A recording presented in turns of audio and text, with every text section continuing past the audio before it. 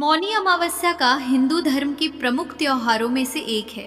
माघ माह में आने वाली मौनी अमावस्या को माघी या माघ अमावस्या के नाम से भी जाना जाता है। इस दिन लोग पवित्र नदियों में स्नान करते हैं, व्रत रखते हैं, पितरों की पूजा करते हैं और स्नान दान करते हैं। इस दिन किए गए धार्मिक कार्यों से शुभ फलों की प्राप्ति व्यक्ति को होती है। साल 2026 में 18 जनवरी को माघ अमावस्या है। ऐसे में आज हम आपको बताने वाले हैं माघ अमावस्या व्रत की कथा।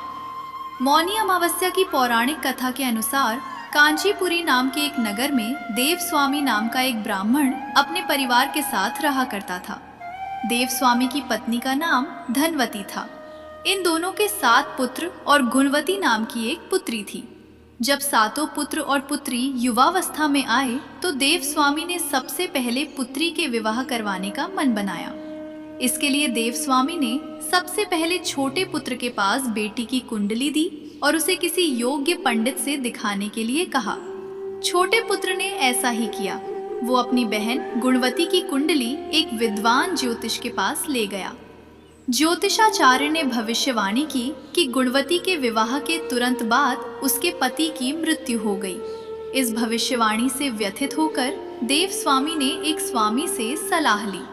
तब स्वामी ने कहा कि सिंघल नामक द्वीप पर सोमा धोबिन नाम की एक पतिव्रता स्त्री रहती है।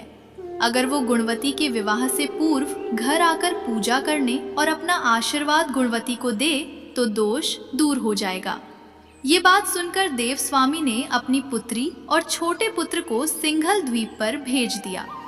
गुणवती और उसका छोटा भाई यात्रा के दौरान विश्राम करने के लिए समुद्र के किनारे एक पीपल के पेड़ के पास विश्राम कर रहे थे। इसी पीपल के पेड़ पर एक गिद्ध का परिवार रहता था। जब गुणवती और उसका भाई पेड़ के नीचे थे तो गिद्ध के घोंसले में केवल उसके बच्चे थे।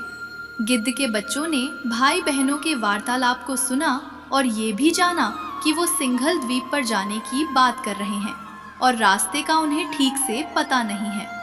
शाम के समय जब गिद्ध बच्चों के लिए भोजन लेकर आया तो बच्चों ने पूरी बात गिद्ध को बताई। ये जानकर गिद्ध ने बच्चों को भोजन करवाया और दोनों भाई बहनों की मदद करने का मन बना लिया।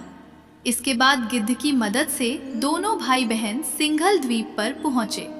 गुणवती और उसका भाई छुपकर सोमा धोबिन के पास रहने लगे।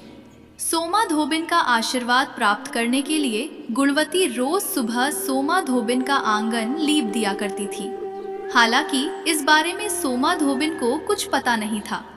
एक दिन सोमा धोबिन ने अपनी बहुओं से जानने की कोशिश की कि सुबह के समय कौन घर में लिपाई कर देता है। बहुओं ने प्रशंसा पाने के लिए झूठ बोल दिया कि हमारे अलावा ये काम कौन कर सकता है। लेकिन सोमा धोबिन जानती थी कि ये उसकी बहुओं का काम नहीं है। सच जानने के लिए कि कौन सूर्योदय से पहले घर लीप जाता है, सोमा धोबिन पूरी रात नहीं सोई। भोर के समय सोमा ने देखा कि एक कन्या उसके आंगन की लिपाई कर रही है। सोमा दौड़कर गुणवती के निकट गई और पूछा कि तुम मेरे आंगन की लिपाई क्यों कर रही हो। गुणवती ने इसके बाद सारी बात सोमा को बताई। सोमा धोबिन ने गुणवती की बात को सुनकर कहा कि तुम्हारे सुहाग की रक्षा के लिए मैं अवश्य तुम्हारे साथ तुम्हारे घर चलूंगी। इसके बाद सोमा धोबिन दोनों भाई बहनों के साथ गुणवती के घर पहुंची और वहां जाकर उसने पूजा की।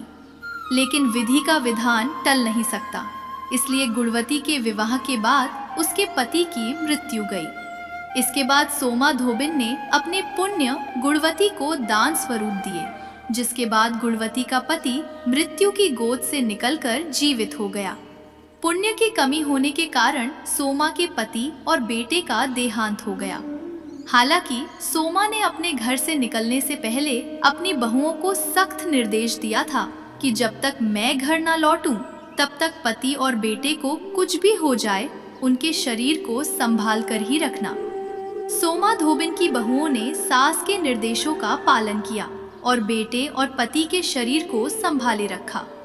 वहीं सोमा ने सिंघल द्वीप पहुंचने से पहले रास्ते में ही एक वट वृक्ष यानी पीपल के पेड़ की छांव में बैठकर भगवान विष्णु की पूजा की और 108 बार पेड़ की परिक्रमा पूरी की। ऐसा करने से सोमा धोबिन को पुण्य की प्राप्ति हुई।